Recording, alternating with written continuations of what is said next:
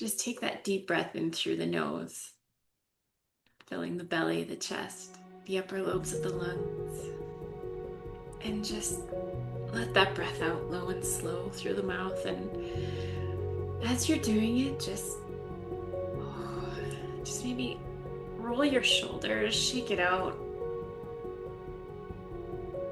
I don't know what's inspiring this beautiful, like, new intro, but you know what? It probably has something to do with the fact that I got to speak with the incomparable, beautiful, magical, very crystalline energy being that is Jessica Love, who is probably one of the most incredible breathwork facilitators, just one of the most brilliant facilitators of breathwork that I've ever had the pleasure of breathing with. Oh, listen to that.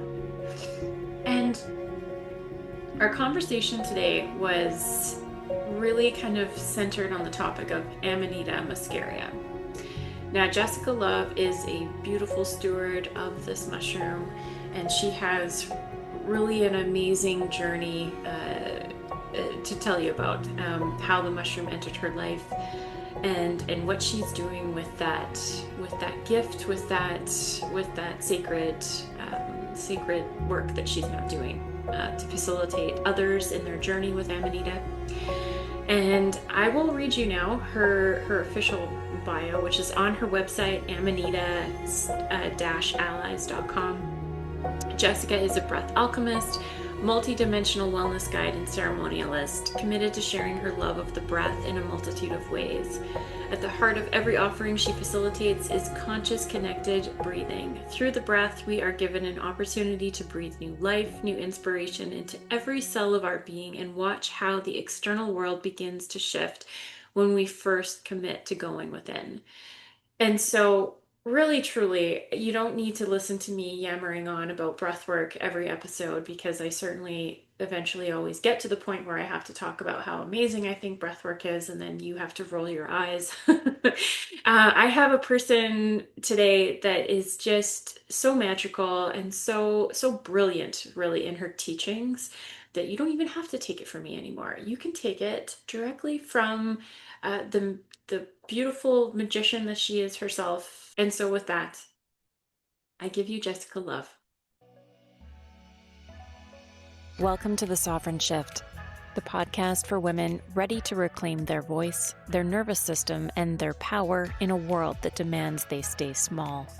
I'm Chelsea Eden Dubois, founder of The Sovereign Shift, creator of Woo Breathwork, and your guide on this breath-led journey into sovereignty of self, system, and spirit. Each episode, I sit down with powerful women, thought leaders, everyday revolutionaries, and allied voices to explore the real, raw, and radical path to embodied sovereignty. We talk about stress, burnout, addiction, motherhood, balance, sexuality, leadership, and breath-led spiritual awakening. And yes, we go deep into all things woo, the divine feminine, altered states of consciousness, intuition, ritual, and the parts of womanhood that have been exiled or dismissed as too much by patriarchal systems. Here, truth is medicine, breath is power, and your sovereignty, non-negotiable. Let's begin. I have been looking forward to this conversation. I'm talking to the beautiful Jessica Love. And you have such a gift. I have had the privilege and pleasure of being part of a breathwork ceremony with you.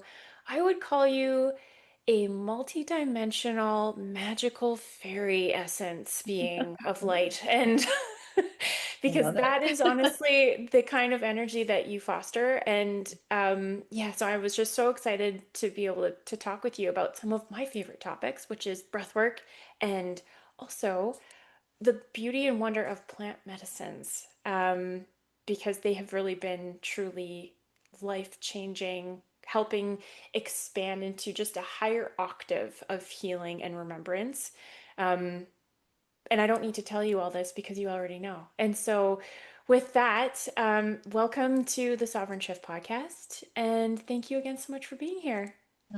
It's a pleasure. And honestly, even just how we met, like how you showed up at that ceremony, like how it was just such a like clear yes. I was like, I think there's something here. Like this woman and I we're gonna like continue our connection after the ceremony, I feel like. And then yeah, unfortunately you moved to the other side of Canada, but I know, I'm poor. like, Well, okay, we can still do this. We can still hang out. And yeah, I got very clear guidance yesterday for this conversation to come back to Souk, which is where, yeah, you mhm. were living, because I don't live here anymore, but came back to the exact same cottage where I was living with my partner, who now lives here.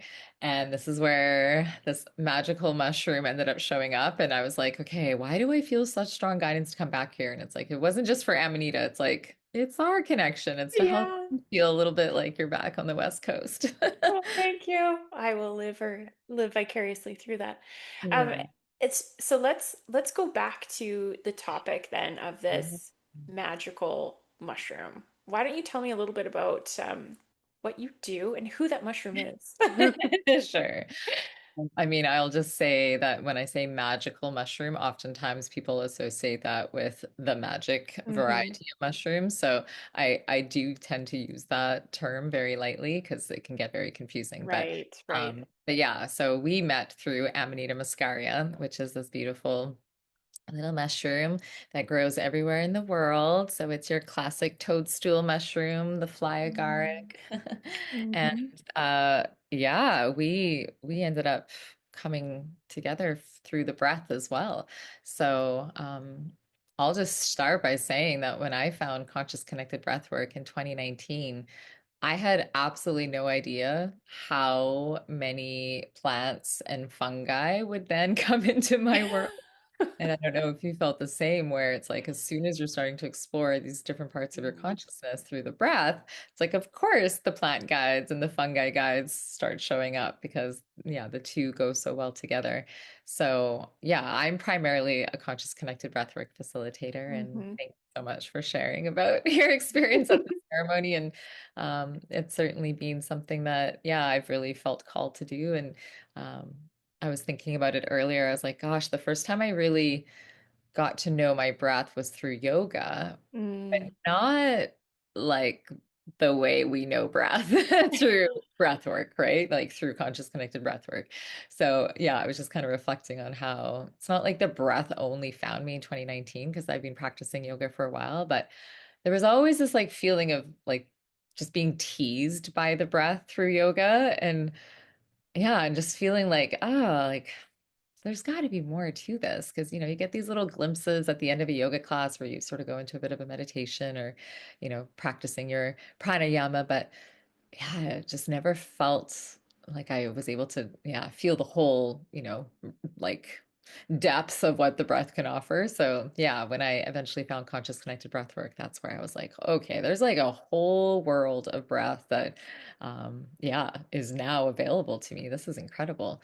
So through practicing the breath, yeah, different plants and different fungi started to come into my life. And in this house specifically, where I'm recording from, that's where my partner and I used to host breathwork sessions from 2021 right till 2024 fairly consistently. Um, and yeah, during a time too where, technically we weren't supposed to even be breathing with each other.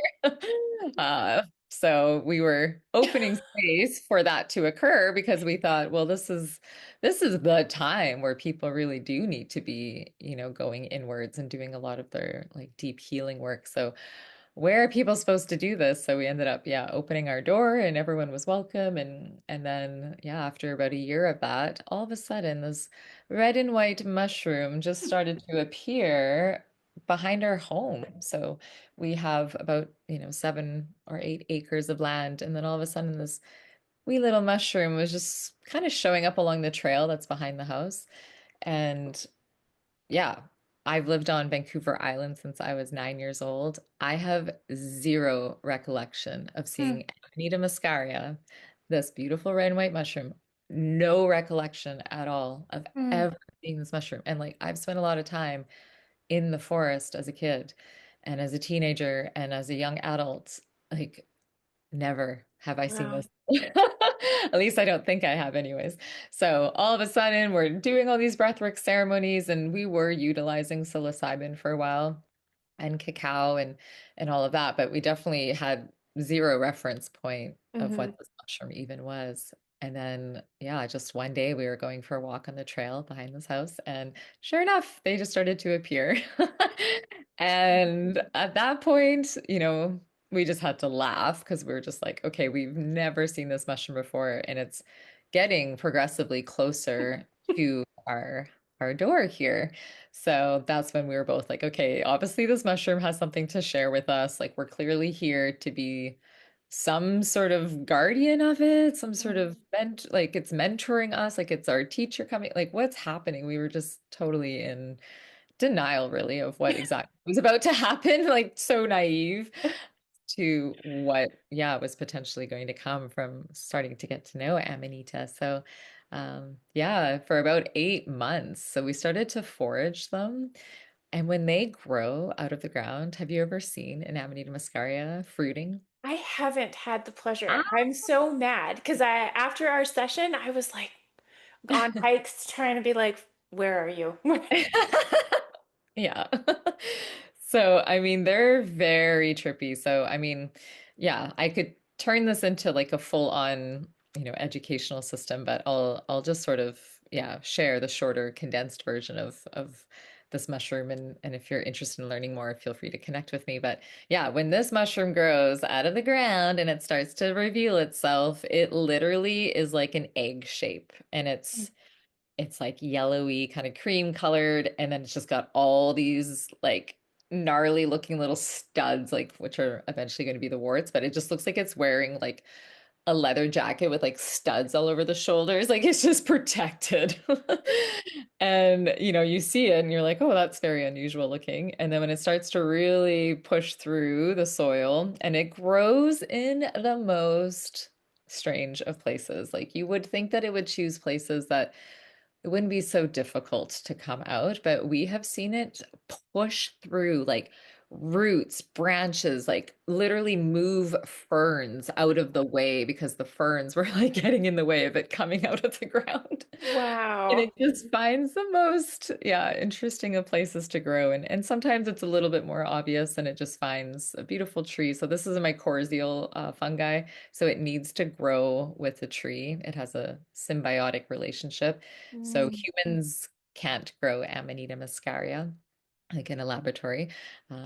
They haven't figured out how to do that yet because, yeah, the trees are such an integral part of this mushroom. But eventually, when it Interesting. comes out of the ground, it literally has to like pierce through its universal veil, which is like its egg kind of sac. And when it pierces through and you see it just starting to grow, it is the most magical of experiences because it literally feels impossible. Like, how did nature create such a process of coming through? Like, it literally has to like pierce through its universal veil to come Wow. out into the world. And when it reveals itself, it's just every single time, it literally feels like Christmas morning and you're finding your presents and you're just like in such awe of, the surprise of what could it be in the package. And yeah, there's just such a there's such a whimsical kind of feeling of when you do encounter them in the wild. So when they started growing closer to our house, it was like we Wow. have to listen. No kidding. I love that story so much because I kept like receiving that, it's such a parallel and beautiful metaphor for our own journeys, right? As Mhm. we endure so much to hardship before we ultimately break the veil.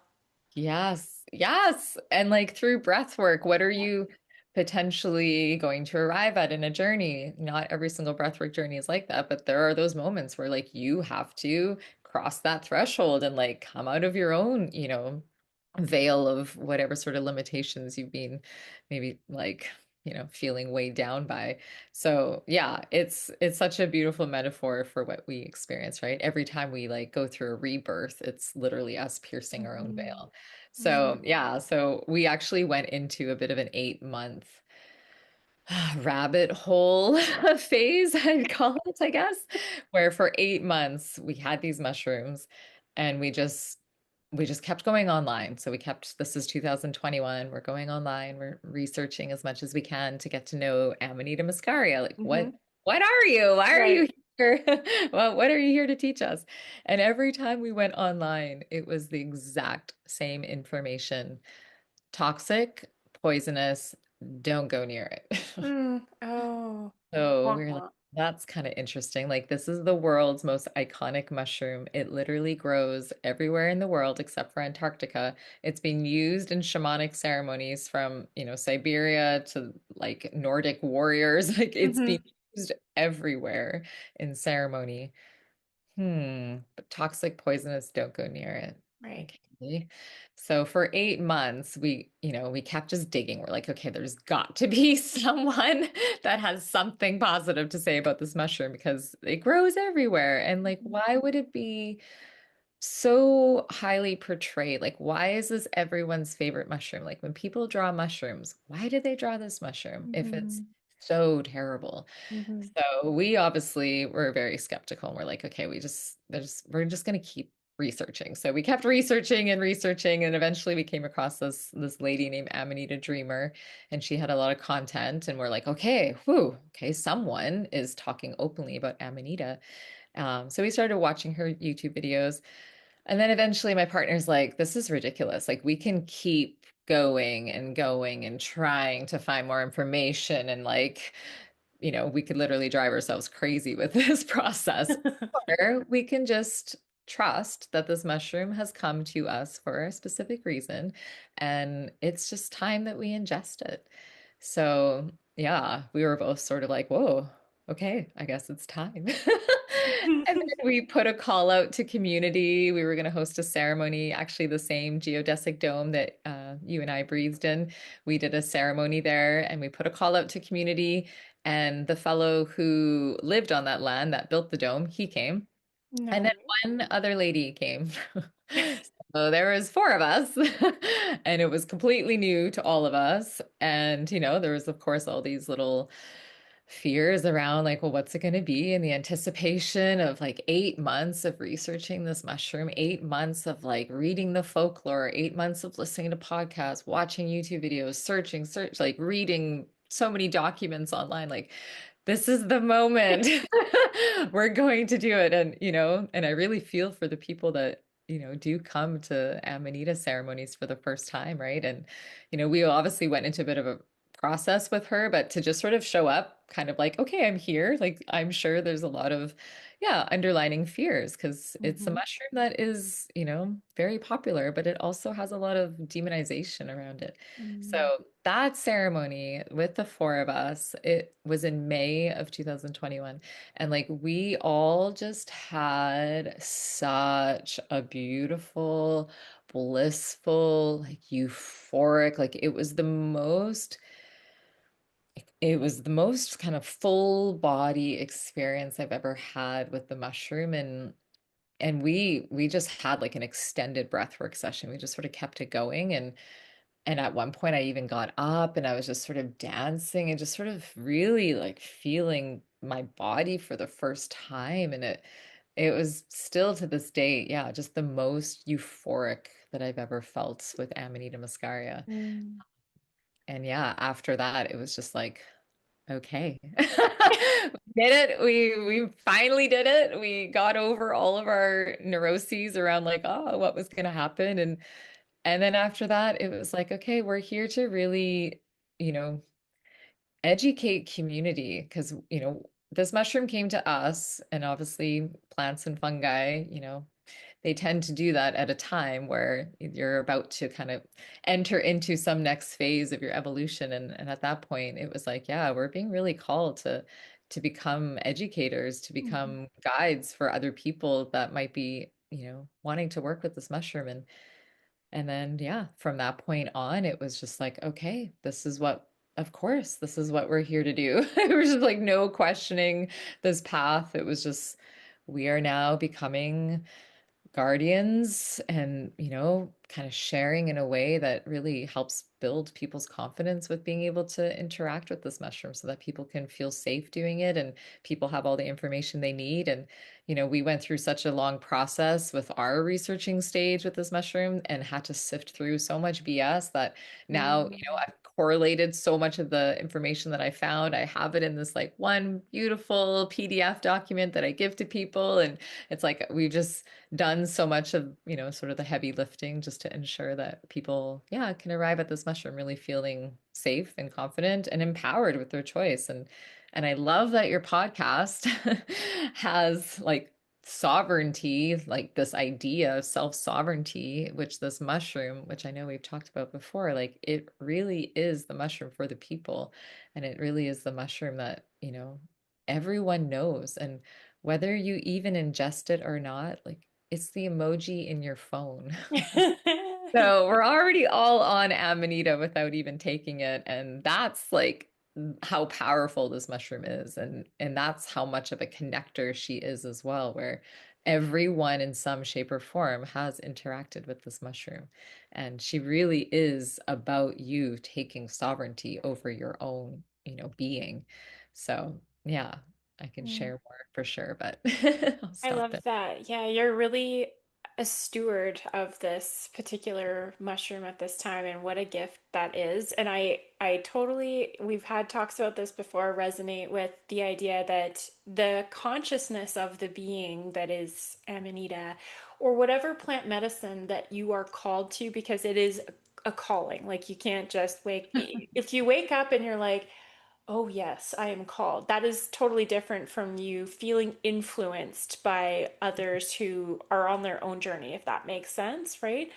Mhm. But I've definitely felt the consciousness of Amanita, and I was curious to know, like, as a breath worker. I mean, I've experienced the magic of it, but I really want you to explain the magic of joining Amanita Mhm. and breathwork. Yeah. So, yeah, just to sort of clear that up, like every time we serve Amanita muscaria in any shape or form, it's always through the breath. So, every plant that we've ever offered in ceremony has always been, yeah, paired with conscious connected breathing. So, Amanita is no different. And yeah, the beautiful kind of merging of those two coming together is, you know, if you were just to sit, say, in that dome that we met in and just drank a bunch of, say, Amanita tea and sat there, you would certainly notice your thoughts very quickly because so Amanita muscaria is a psychoactive fungi, so it's not considered psychedelic. However, I would say in large doses, it can certainly become psychedelic, but it's not necessarily going to create hallucinations. So you're still very much present with what's occurring. You're just very present. So it Mm, tends to bring to the surface whatever has been lingering in your psyche and really make it very evident to you. So, if you were just sort of there sitting around and maybe granted people play a few instruments or whatever, I personally would feel like that would be a very uncomfortable experience for people. mm, Um, so when we combine the breath, which we know is such a powerful tool for like literally integrating things potentially on the spot, what I found is when I do offer Amanita with the breath, not only does Amanita help relax people, which Amanita has something called muscimol in it, which is a GABA agonist. So it helps to really like slow the thoughts down in your mind, but it also has ibotenic acid, which like makes you very alert. So mm. there's a bit of a dance there, but Okay. typically Amanita helps you relax, and then you can sort of do the work internally with whatever's kind of surfacing. So, people obviously through breath tend to, yeah, have memories from the past surface, have Mm, any sort of, unresolved grievances surface, any sort of pain points in the body surface. So Amanita just sort of brings that to the surface very efficiently, but also, does so in a way where, you're not being completely overwhelmed. And then if you were being completely overwhelmed for whatever reason, that's where the breath is like right there coming in right. to help you really in the moment, breath by breath, feel into your experience a little bit more. But what I've mostly noticed with breathwork and Amanita is that people are just more relaxed Mm, and they're mm. being can really just be in the experience without being taken out by, distractions in the space, or like they're really just in the present moment, which is, yeah, such a beautiful pairing.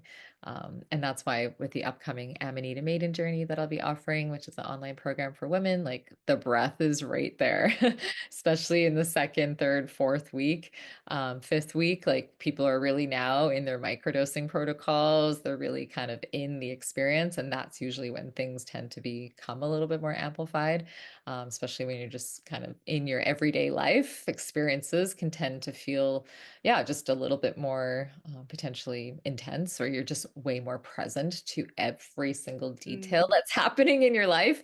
So without breath work, that can feel potentially very overwhelming. So yeah, especially I've had people, go through these microdosing protocols and they've said like, wow, this feels like an acceleration of evolution. So I was so grateful that I had the breath there, because it really just helped keep me grounded in the experience. Um, and yeah, that's why I always bring in the breath with whatever I'm doing. It's right there. Even when I offer Reiki sessions, like I guide people through a very, slow and gentle breath, but it's always conscious connected breathing, and just to allow people to really, yeah, be in their experience without, potentially disassociating. And with Amanita muscaria, especially, potentially in larger doses, but also just for people that are maybe more likely to disassociate, it can, have a bit of a reputation of being a disassociative, where, people just end up just completely unaware of what they're doing, or they just like Mm. completely get distracted and just choose, the path of least resistance because that's familiar, that's easy. So it can potentially have that effect for some people. I love that you touched on the sovereignty aspect as well, because I mean, breath work, that was what really taught me that we have everything within to heal, like 100%. And then when you add in the layer of what I with of the of plant medicine of Amanita, the sovereignty aspect, you are walking with the consciousness of that being hand in hand towards inwards, I guess, towards your most authentic self. So you're still making that sovereign action to cut the cords of everything that doesn't serve you anymore. Beautiful. Yeah, and this particular mushroom as well really inspired.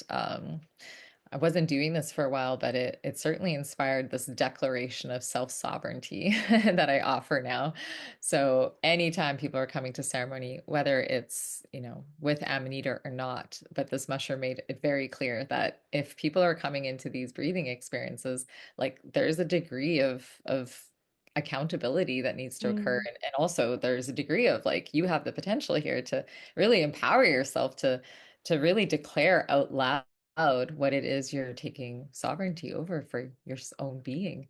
So yeah, this mushroom certainly inspired that. And I find that when people are declaring out loud that they are, freely responsible to their breath, they're freely responsible to their emotions, they're freely responsible to ask for support if needed, they're freely responsible to really keep themselves safe and others. Like when they say that out loud, pre-breathing, pre-going into the experience, like so far to date, nobody has had an experience that was too much for them. And Mm. that's where I really have a little problem with reading people's Amanita trip reports online, because when you read up about people utilizing Amanita in ceremony, they're doing the most ridiculous doses, like ridiculous doses that always tend to lead to disassociation. They tend to lead, there's this beautiful book called Microdosing with Amanita Muscaria by this lady from Russia named Baba Masha, which is her alias. But anyway, she has this microdosing book that's, a collection of over 3,000 or so anecdotal reports that she's collected from different places. And it's all about people microdosing, but also macrodosing with Amanita. So the back section of the book is for all the macro experiences. And literally people are either end up naked somehow, cut, bruised, in a ditch, like out of their house, far away, like just weird things occur in these macro levels of Amanita. And what people aren't realizing is that a little goes a long way, Mm. especially with the breath. Right, right. So, you add a little bit of micro of, a plant medicine or a fungi, and the breath does amplify the medicine. And what I really appreciate is the people that come in, they're just so used to doing like big hero doses of psilocybin. And then when I say that they're only getting like zero point 0.5 of a gram or zero point 0.3 of a gram of amanita, they're just like, oh, like, well, that's, barely anything. I'm not even going to feel that. And then those people, of course, have the most incredible experiences. And they're just like, what? What just happened there? And it's like, well, because you're breathing. Yeah.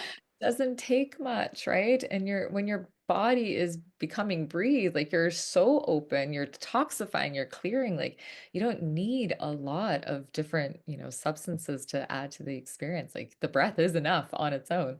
Hmm. And that's why we also tell people like you actually don't need to take Amanita Muscaria. You can just be here in ceremony. We've called in her spirit, we've sang our songs, we've opened up, we've said our prayers, and that's enough. When you bring in the music that's coming Hmm. from like Siberia, Mongolia, like Sweden, Finland, Denmark, like all over the world, when you bring in all this beautiful ancient music that comes from the lands of Amanita, like that's enough to go on an adventure with Amanita. And that is the beauty of why the breath is just so accessible to anyone. And like this medicine can be so accessible to anyone because you don't even have to take it. Yeah. I, it's so funny. I remember the first time you told me that, and I think maybe we did discuss it within in ceremony as well. But I realized the truth of that so much. And you're right, because we have within us, I mean, the scientific realm, like it's the placebo effect, right? Because when you enter into an agreement and open yourself to that potential, that possibility, the door is open, the threshold's open for that being to then come in and interact with you. Because, oh, the other thing, I'm sorry, this is so exciting to me because I remember you also talking about the synchronicities that she brings in. Mm, And gosh. I've shared this story with you as well. And it was the fact that on the day of our ceremony, who came tapping on my window but a hummingbird 3 times? And I Mm. was like, that, first of all, is amazing. But two is what? But Yeah. then when I got to the ceremony that night, what should appear but pictures of hummingbirds on the wall? And then you said, yes, it was in ceremony because you said, don't be surprised of the Mhm. synchronicities that show up. And that was even before I ingested Amanita. That was even before. And so when you said, like, you don't even need to take it to experience the consciousness, I was like, no shit. No Yeah. shit. And I mean, it trips people out all the time. Like, I do these connection calls with people and they've got questions about Amanita, and we'll just be talking about Amanita. We finish the call, and then sure enough, they send me a photo. They're like, oh my God. Like I just went to the dentist and like on the wall is an Amanita. Or like I was just walking down the street and this store had this like ginormous like mural that they painted in the window about like with an Amanita. And it's like nothing to do with mushrooms, the store. Or, Right. I was just walking down the street and I heard someone. Or like the trippiest thing was this lady. I met her like because I often will travel around the island and just meet up with people and do these like micro meetups, and people buy different micro dosing blends. And this one lady we met on Salt Spring Island, and then I came back to Vancouver Island, and then right away she sends me a text. She's like, "You got to be kidding me!" She's like, "We're building a deck right now at our house, so we had to tear away the old deck that was in like where our front door was, and underneath the deck, she sends me a picture. There's an Amanita." She's like, one lone Amanita just right there underneath. Like it was there the whole time, I guess. I was like, yeah, like the number of times people have just had these incredible synchronicities show up just after speaking about it. It's so wild. So, it's definitely a very playful mushroom, and people have had all sorts of fun things occur, but I will also say, being back in this house where I did find Amanita for the first time growing outside, I'm also reminded of like this is a very serious mushroom to enter into Mm, relation with. And it, as much as it's very fun and whimsical, and you find it in all the children's, picture books and fairy tales and lullabies, there's always an amanita everywhere. Like mhm, everyone loves, painting, drawing, whatever amanitas, but it also comes with like a degree of reverence that you need mhm, to enter into it, because I have certainly had my fair share of, you know, deep, dark shadow work come from working with this mushroom. And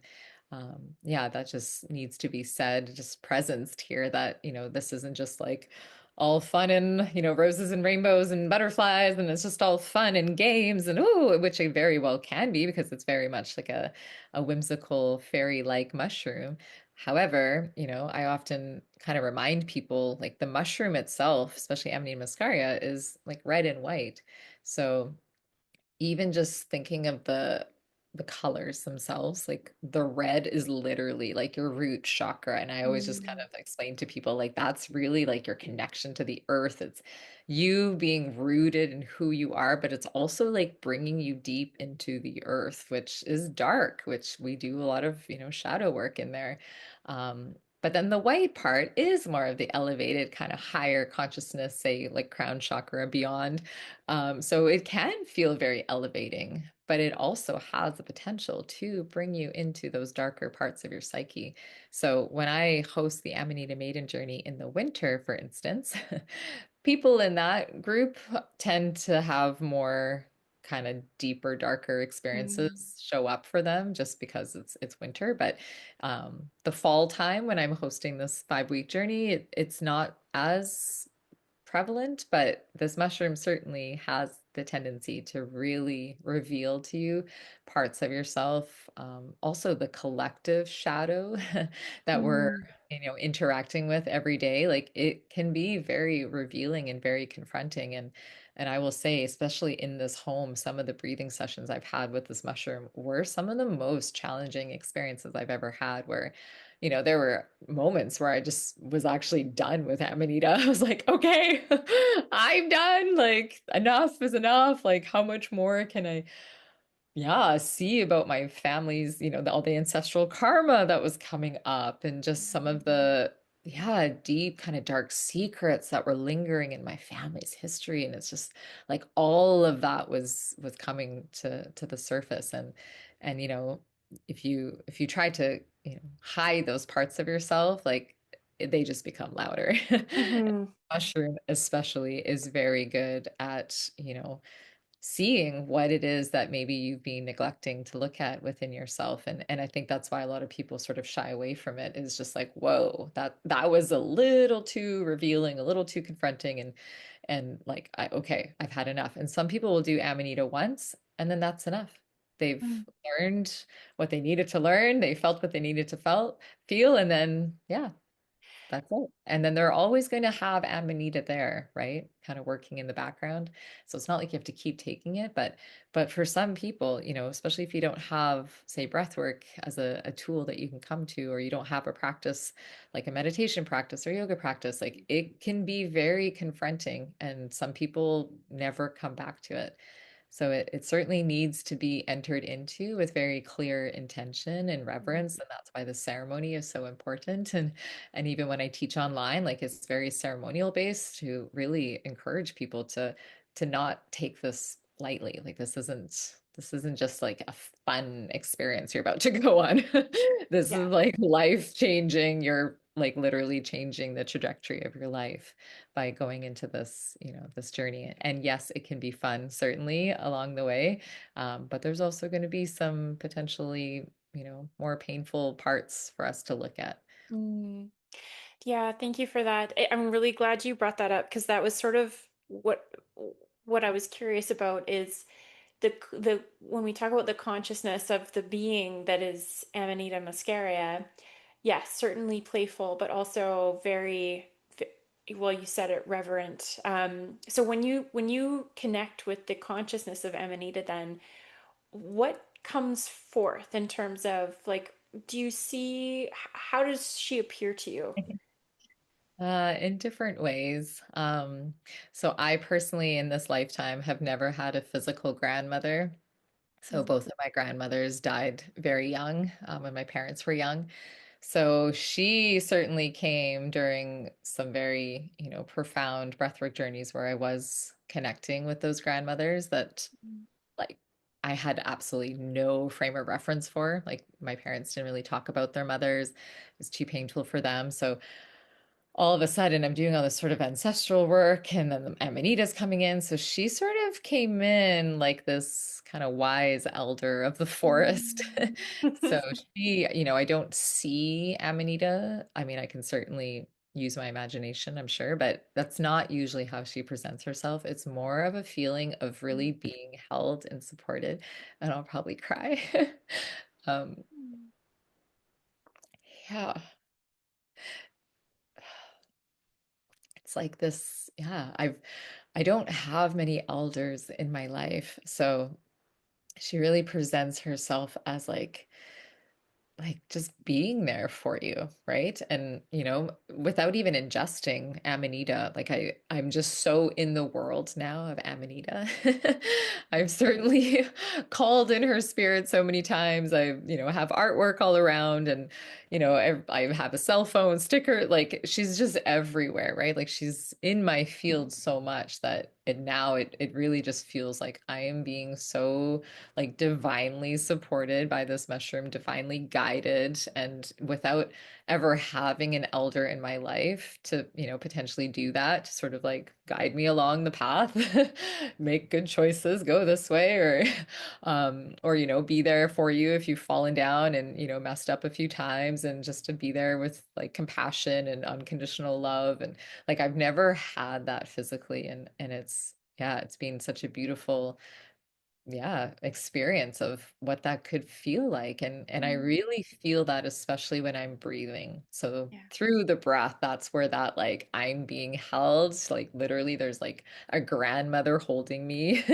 tightly in her arms, and it's like I feel that presence of, like, I'm not here alone. And it really has helped me as well, bridge that connection to my grandmothers, where, like I said, like, even 5 years ago, like, I didn't even really know. I mean, I knew their names, but, like, literally that's all.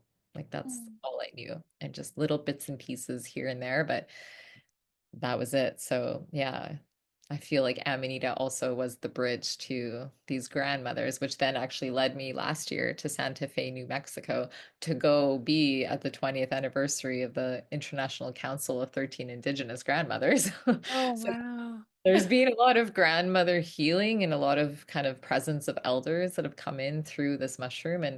And this mushroom really is the oldest entheogen on the planet. Like, everywhere has this mushroom except for Antarctica. Mm. So, even in New Zealand, like, when I read about Amanita in New Zealand, here it grows with like pine trees, like spruce, birch. You definitely see them, like, with cedar trees too. But in New Zealand, I found out that they grow with eucalyptus trees. So I was like, oh, that's so cool. So yeah, this mushroom certainly has a presence everywhere. And with that comes also this feeling of, like, wherever you go, like, you are so supported. And that's the feeling I get from the consciousness of Amanita is, she so wants us all to, like, know her. She wants us to know her. She wants us to really build a relationship with, just not just even her, but just how she represents the earth itself, right? Like, it's really just building a more reverent connection to the earth, which, has certainly come a lot, I would say, through, like, a lot of my breathing sessions where, yeah, I just saw how, old ways of maybe not being as conscious with how I was treating the earth needed to be really healed and shifted, so that I was coming into more of a respectful, relationship where I wasn't just taking. And that's the other thing. Like, a lot of times people, when it comes to like fungi medicine, plants too, like, how many times people go and do ayahuasca, and it's like, yeah, I did like 20 ayahuasca ceremonies. Mhm. Okay. Um, and then, what are you giving back though to ayahuasca? What are you giving back? Like, what are you here to do for, like, Amanita? Like, it's not Mhm. just like, we're not just here to take. And I will say, the people that end up, say, purchasing microdoses from me, and then they just, like, literally blast through their package of 20 capsules, like, and just pop them like candy, they usually have a not so great experience. And then they, ask for a phone call and then we talk about it. And it's like, okay, were you like entering into your microdosing daily with Amanita with like good intentions in your heart? Did you clear your space? Did you clear, you know, yourself, your body, your physical temple? Were you just eating a bunch of fast food and like drinking a bunch of coffee and drinking a bunch of booze, but then just like popping your Amanita pills and just hoping that it was like going to be this magic pill that would cure all your ailments or whatever? And yeah, those people typically have a not so great experience because, yeah, she's not here just to be taken from, right? Mm-hmm. So, yeah, I always kind of feel this feeling of like, well, what can I do for it? What can I do for her? And I always say her, and some people, they've breathed and they'd be like, wow, I like saw this cute little like gnome come in, like this little Amanita gnome. And typically gnomes maybe are a little bit more on the masculine side, and some people have experiences with Amanita where they've felt it's more like a grandfather energy. Some people have experiences where they feel it's more of a queen like consciousness, Mm. or like a mama, like a really nice nurturing like mother energy. But for me, it certainly presented itself more of a grandmother energy. But Oh, yeah. I love that. I really do get the sense that, you found your family in this mushroom, which is really so beautiful, and it makes so much sense why it chose you in that way. It kept coming closer and closer and closer because, you probably wouldn't have been ready for it if it had been whatever a few months prior to that, right? But you also got to watch it creep closer, watch her come closer to your threshold, your gate, which is so unbelievably amazing. And I love, yeah, thank you for that. And just hearing you say family.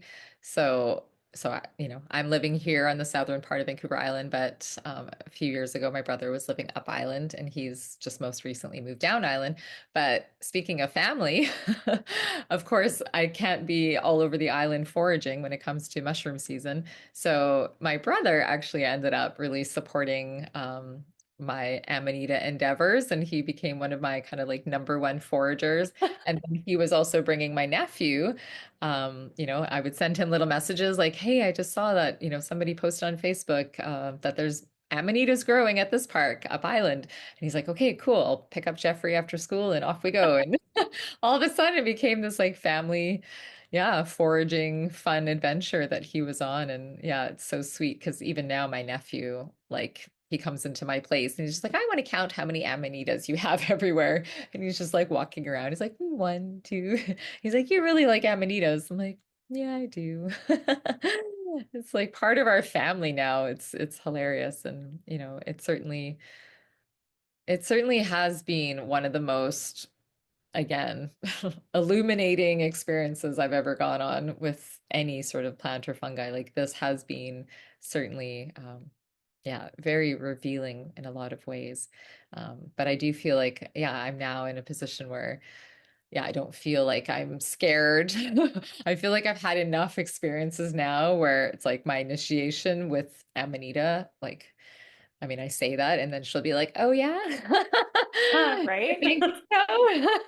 So I need to be careful what I say, but yeah, I certainly feel like I'm in a position to be able to share from a very, yeah, well-rounded perspective, and that's why I love teaching about Amanita. I love bringing people together and talking about Amanita and offering workshops and of course ceremony, and just really encouraging people to also do their own research because Hmm. there's so much more information now. Like 4 years ago, like we literally, all the information was relatively the same. It was like the same narrative being told. Hmm. Now, when you type in Amanita muscaria, there's so many more people now like selling Amanita. There's people like doing podcasts about Amanita. There's people that, yeah, really have, become a little bit more outspoken about Amanita. And for a while, it was kind of like the mushroom you don't really talk about because it's, yeah, it just had such a reputation where, it's okay to do psilocybin, but you say Amanita muscaria and people are like, whoa, what? No, that's you don't do that. That's dangerous. That's crazy. You, oh my gosh, you like there was a bit of judgment that would come through. And it was very interesting because yeah, a lot of people that maybe are more inclined to reach for psilocybin, if you do mention Amanita muscaria and it hadn't even entered their field yet, like they have so much resistance Mm, even considering that this mushroom that grows just outside in the forest here, that you probably have walked by countless times, could actually be a medicine that you ingest. wow. That becomes a little bit confronting for some people, but that's also why we're here sharing and just making sure that people, obviously forage safely, harvest safely, prepare the mushroom safely, because you can't just take a raw Amanita mushroom and eat it. I should say that right now. Please don't eat raw Amanita muscaria. That is certainly going to poison your system and you will likely throw up. There is a process of decarboxylation that goes into preparing this mushroom, which, yeah, I share all about that in my workshops and such. But you can find that information online or feel free to connect with me. But there is a process to preparing Amanita before ingesting. So Mm. I should just mention that. No, thank you for doing that. So, disclaimer, don't go out and find It- Amanita and just start no. popping them. And also Candy. like people's dogs, right? Like Oh, right. this is another thing. People's dogs end up just, oh, there's a mushroom, and then they start eating the mushroom. Oh, And no. yeah, too much raw Amanita muscaria. There's so much ibotenic acid in it that, yeah, you would see your dog do some pretty ridiculous things because your dog would go into like a massive delirious kind of disassociative state and it would likely get very sick. So Okay. I often will see people purposely actually kicking over Amanita muscaria because they're afraid that the dogs on these like hiking paths. Because sometimes when I go foraging, I tend to not go where it's obviously super populated and there's lots of people. But every so often you're on a trail and it's like, oh my gosh, there's an Amanita. But then every so often you keep walking and yeah, they've just been kicked down. So yeah, there's still a lot of people, fearing. And, there's certainly mushrooms out there that are not ingestible. But yeah, this one can be just prepared properly. Hmm. Preparation is definitely key. So please do your research, do your homework, be as informed as you possibly can before attempting to work with this mushroom. And I will often share with people, if you are interested in working with this mushroom, literally just get like a little decoration of an amanita, like a piece of art, a little whatever, wooden amanita, anything. Put it on your altar and just start engaging in conversation with Amanita and just start building that relationship and just start, listening, really deeply listen for what this mushroom might have to share with you before you even have to take it. And some people never get to that point of taking it, and that's okay. You don't have to. You can still work like all the plant medicines. Like we actually did my partner and I, we did an ayahuasca less ceremony where nobody ingested ayahuasca. Everyone was doing conscious connected breathing. We utilized Icaros. So we had music, right? That was very much like ayahuasca inspired. And we called in the spirit. We had very clear, pure intentions. And people that had either never done ayahuasca literally felt like they were on an ayahuasca trip. The people that had done ayahuasca and they came to the ceremony were able to go back into their ayahuasca experience and like complete things that were unresolved. And nobody took ayahuasca. That's unbelievable. Isn't it Yeah. so potent? Like it's so potent. You can do so much with the breath. And, I think that's where people they just get so caught up on like you have to do ayahuasca or like you have to use this mushroom in order to feel it. It's like you actually don't. Yeah. Your breath is so powerful. So please don't, underestimate that the breath can be that shaman if you want it to be. Like it can Mm. certainly help you explore these different plants and fungi without even taking them. But some people will say, that's not the same. It's like, of course not. Yes, I get it. You didn't go to Peru. You didn't get the whole experience of like being in a ceremony, but you also didn't have to wait, 6 months until you finally had the finances to go book that trip, to go to that Right. retreat. Like, here's your bed, here's the music, let's go. Let's breathe. We can do it. You don't need to wait till Peru. Like, you can kind of start preparing yourself if you want to make that trip. You can prepare now. Yeah. Oh my gosh. I love that Yeah. so much. That's again, it kind of goes back to the sovereignty aspect. Like you really don't need much. You really don't. No. And oftentimes I will say that people are doing too much Mm. when it comes to plant medicine, when it comes to utilizing fungi. Like, a little goes a long way, and we really kind of practice that like minimum effective dose because the breath will literally amplify whatever it is that you've just ingested. So, and that can be said too about the breath, like amplifying, when people come to a ceremony and they've just watched TV or they were on Facebook for an hour or they were listening to the radio and like getting programmed by all these old songs. It's like you literally will have that come so much more to the surface for you. Like you'll have to sift through so much more free breathing rather than just kind of clearing yourself and preparing yourself so that, yeah, a little goes a long way. And I often will tell people like fasting before coming to ceremony is so recommended so that you don't have to spend all this time digesting your food so that Hmm. the medicine in micro form is more felt as opposed to it's just sort of like lingering in this, pit of your stomach with all the other things that need to be digested. It's like, yeah, coming in clear, a little goes a long way. And I will say as well, if you are foraging for Amanita Muscaria, if you feel confident enough to do that, one of the most trippy experiences my partner had when we started foraging is we were just across the road on a hike, and it was about 45 minutes to come down, but we found an Amanita. So he held this pretty large Amanita muscaria in his hand, like this, half in his palm. And at this point, we didn't know much about Amanitas, but we were, oh, okay, we found an Amanita. This is so exciting. So we came back to our house and he had just been holding it in his hand like this for about 45 minutes. And when we came back to the house, like he was in some experience that he's never had before, that he had absolutely no frame of reference for. So he didn't know what was happening. He knew he was holding this mushroom, but it had literally what we now know is that raw Amanita muscaria mushrooms have a very high concentration of ibotenic acid, and ibotenic acid, too much of it, it's such a stimulant that what had happened is what he thinks, anyways, and we think happened is that it traveled up into his arm, went into his whole being where he didn't, it's not like he was having a heart attack, but like something was occurring in his heart, like things were moving faster, like his pulse was going faster. So he just put himself on the earth outside and he was just making kind of noises and toning and trying to figure out. And I'm just kind of watching him like, what the heck? Are you okay? Like we've just like you've held this mushroom. Like, I don't know what I'm supposed to call it. Like I'm freaking out, of course, just not really understanding. And then he was like, okay, just stop talking. It's not helping. And then he just went to the earth. He literally put his forehead on the moss outside here, our back door, and he was just there. He's hanging out on the earth.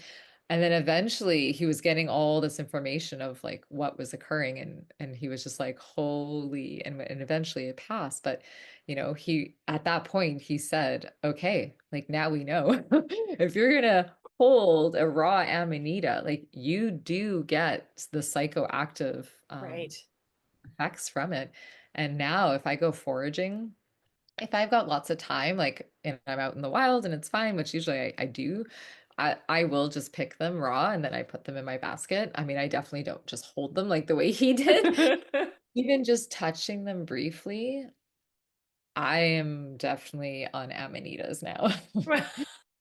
And like I can feel everything's just a little bit more kind of almost like lucid, dreamy like, and I'm just more aware of my body, and but I'm also more present now with the fungi and where they're growing, and I start to kind of get guided to different places. Go check here. What about under this log? Oh, go around that corner. But Wow. if you need to kind of quickly drive after, yeah, definitely wear gloves. Yeah. So he loves to tell that story, and maybe one day he can share that with you. But I yeah, would it love it that. was still to this date, like we just both had no idea that that could happen by holding a raw mushroom. Yeah. Yeah, you're like, what is happening to you? Exactly. Yeah. And, thankfully he's very aware and like can kind of, utilize his breath as well to kind of calm down. But yeah, still to this day, I was like, holy cow, like we were just so naive when we first came into contact with this mushroom. But we quickly learned, that's for sure. So yeah, and I feel like the learning just continues as we go. It's so funny, like thinking about that kind of brings me back to a question I'd asked kind of at the beginning, which why breath work with Amanita? And it's because you're right, it amplifies, but then also if you're going through a very powerful experience, it can help manage that experience. Yes, beautiful. And I mean, prime example, like he was having quite an experience. I had absolutely no idea what was even occurring because I didn't know that that was even possible, that you could feel that from holding a raw amanita. But thank goodness for that beautiful connected breath that, yeah, it did allow him to kind of come back into this like grounded presence.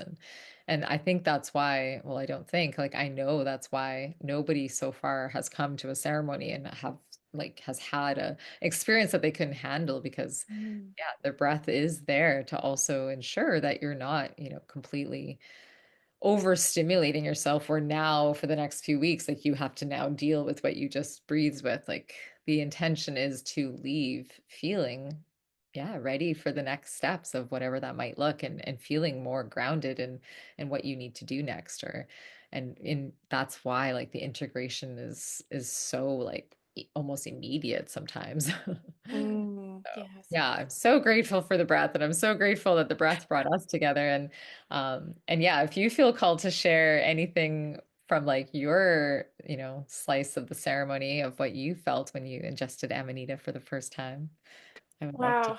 Well, I was just so blown away by your talent and your ability as a facilitator. Like I also facilitate breath work and but every facilitator is different. Every person brings their own unique energy and feel and vibe into it. But yours was more than maybe it was the Amanita, maybe it was you, maybe it was both. Like I said, it was like a multidimensional experience though where it was like I could feel the energy of Amanita because she was already in my field, right? And then there was a lot that came to the surface. And I'm someone that processes intensely anyway. And I love and adore the breath. And I mean, it's really fundamentally changed my life and it helped me reach a different octave of self-knowledge and self-awareness, but also it's led me down so many interesting paths where I get to meet people like you, and do the work that I do now. So it's been such a privilege and blessing.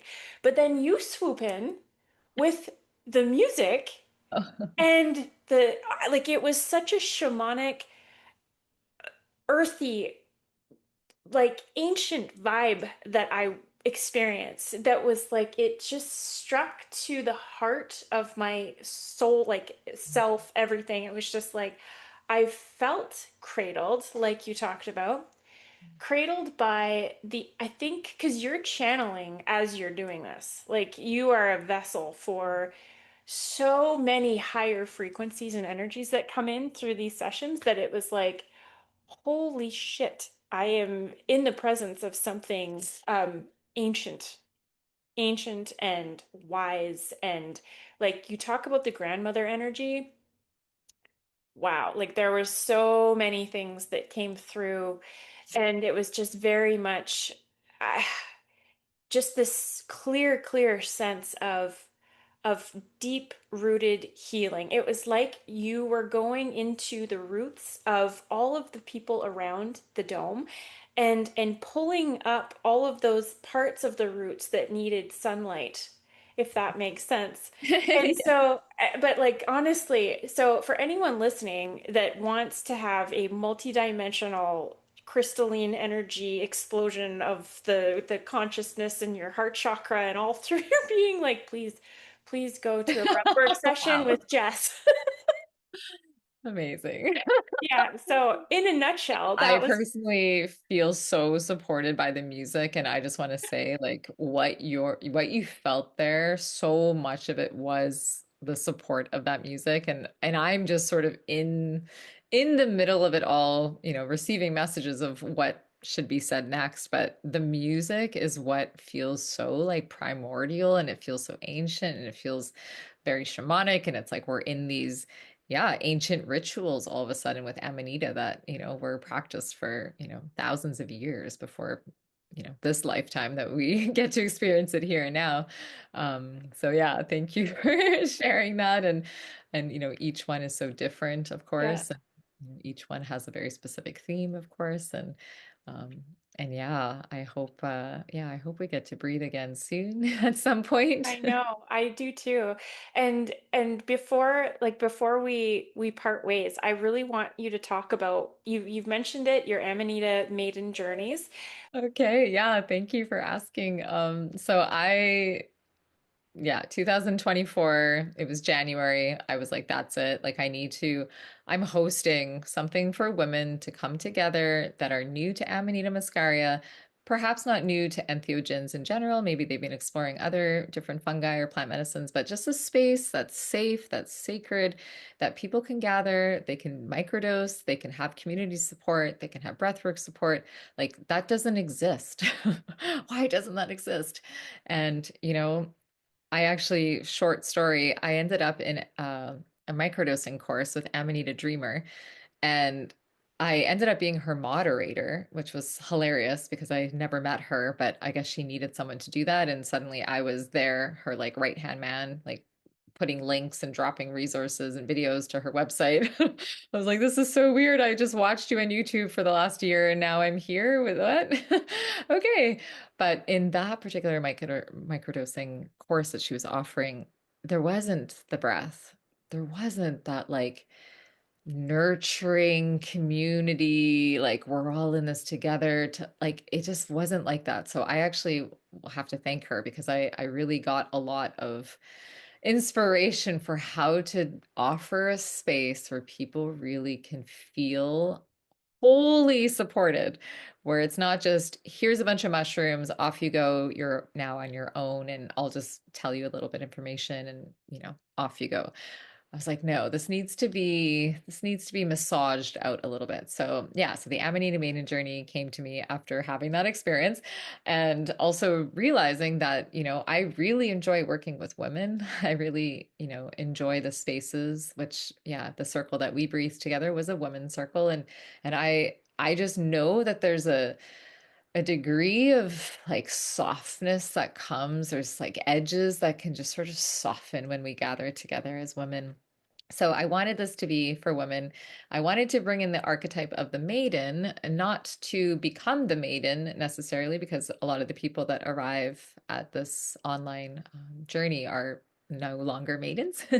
But the intention was to create like an introductory kind of course program for learning about Amanita, and that's where the maiden came in because she's so curious. She's just like saying yes to whatever adventure comes her way, and she just has like eyes wide open and just such like a curiosity to learning everything and anything about whatever it is that she's interested in. So that's kind of where the maiden came in. So the Amanita Maiden journey was like a space for women to come to microdose, to get educated, and to breathe through their experiences and to feel supported in community.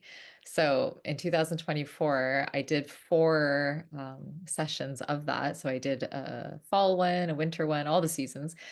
And then I realized, okay, this is a thing. This needs to be like, I need to grow a community of, I guess, women that are interested in Amanita.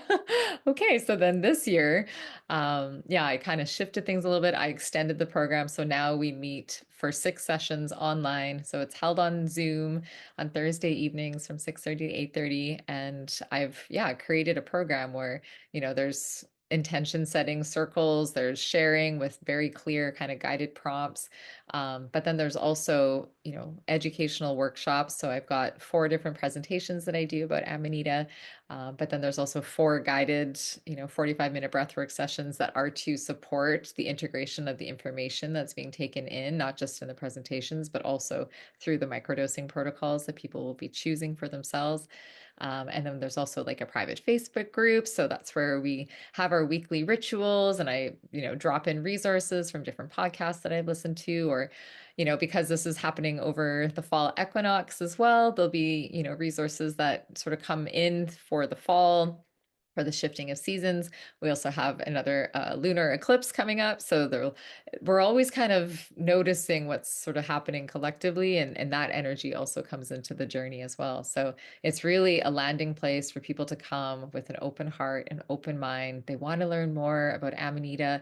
They may or may not microdose. Microdosing is not, required. Some people will choose just to wait till maybe after the journey, or they wait for a few weeks. It's every person will choose something completely different, which is where the sovereignty comes in, because it's not a one size fits all kind of mushroom.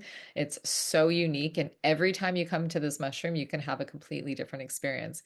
So that's the other kind of positive thing too, is, yeah, you never know what you're going to get. So if you like mysteries, like the Maiden is certainly someone who's up for an adventure and loves kind of the mystery of life. So yeah, this particular journey is really an adventure, and it's a choose your own adventure kind of journey. It's a mysterious kind of journey.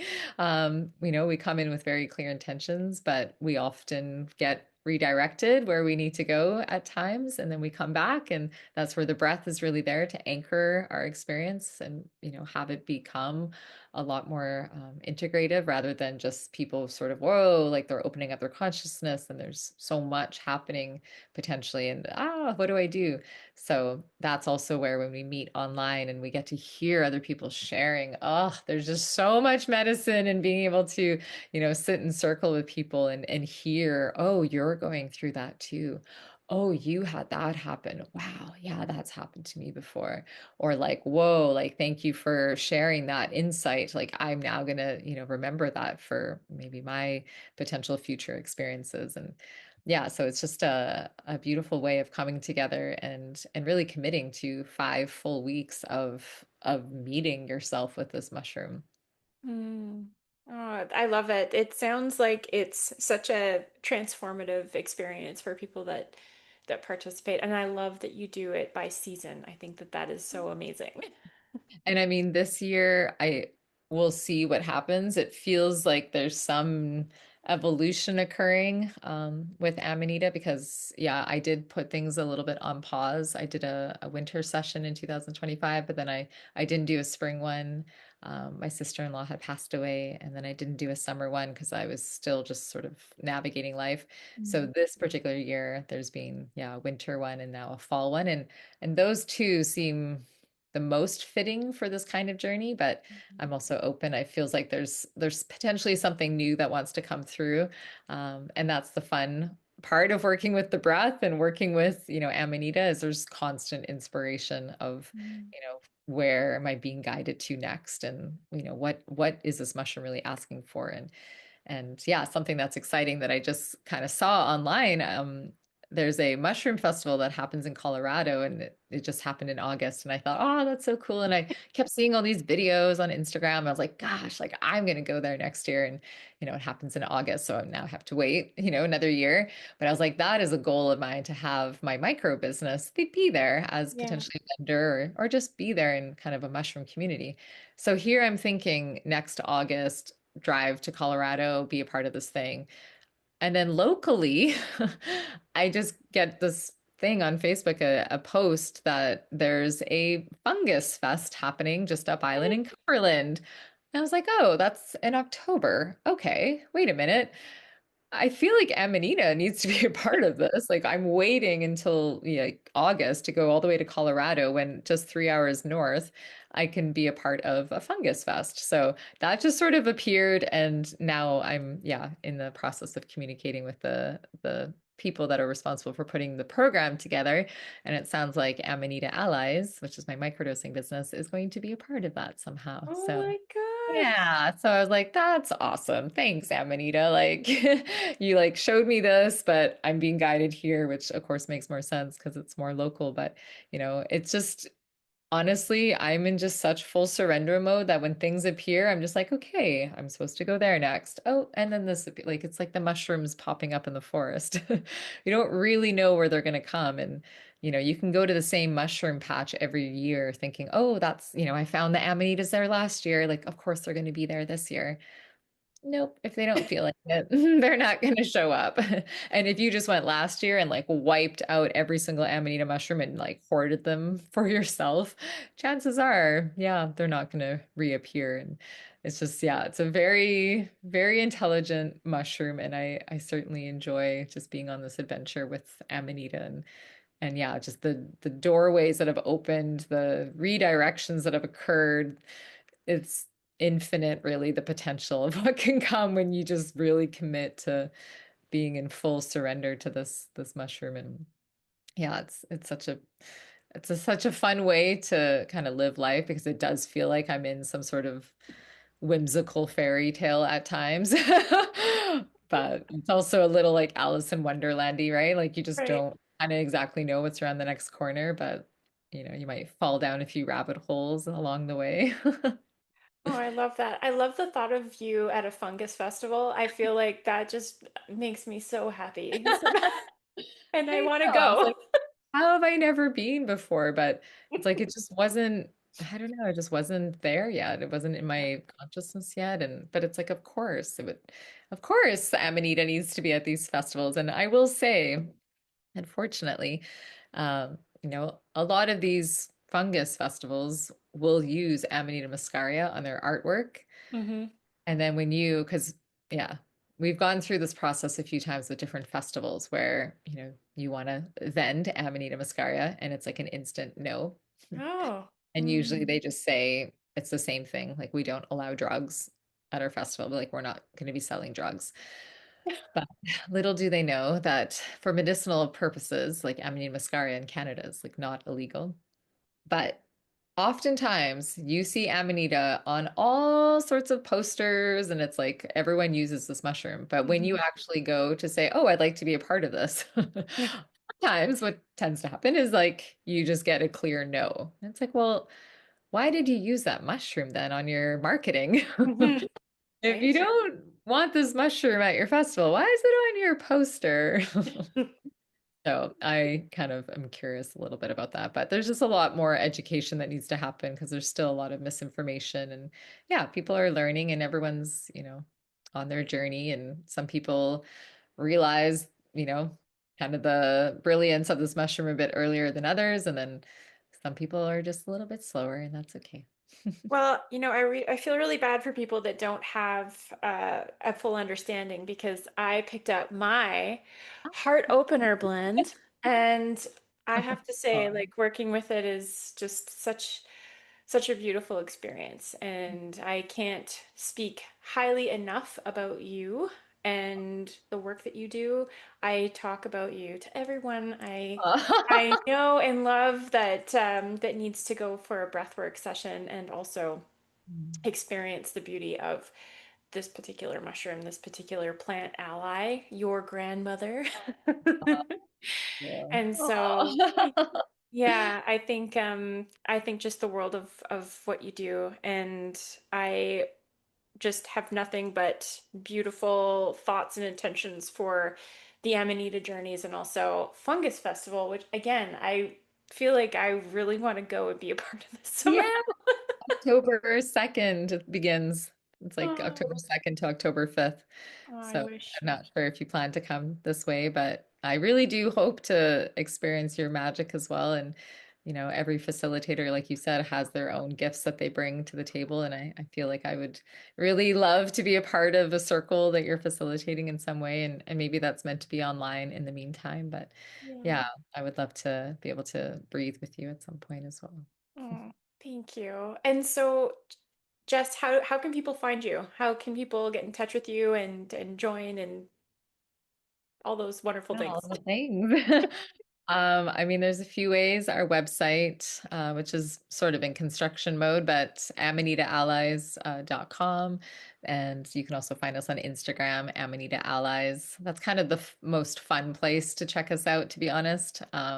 Yeah, I have a lot of fun creating the content. And otherwise, you can connect with me, yeah, just on Facebook or Jessica Love, or on, yeah, my personal other business page, Arrow Rising, which, yeah, I can add all those links if you like for people, or perhaps, yeah, send those all to you. But I will yeah, make sure that it's those are so nice. all in the show notes. Don't worry. Awesome. Yeah, it'd be so nice to connect, and I'm always like available to connect with people if there's anyone that's feeling interested. I actually encourage people to book a call with me before they even decide to, try Amanita, because sometimes it's just not a good fit, and that's okay. And there are some contraindications with this particular mushroom, and because it's still somewhat new in terms of the research that's being done on it. Yeah, there's still a few unknowns, and there's still a few things to be potentially, concerned about if you're taking other medications and such. So I always just, yeah, suggest to people.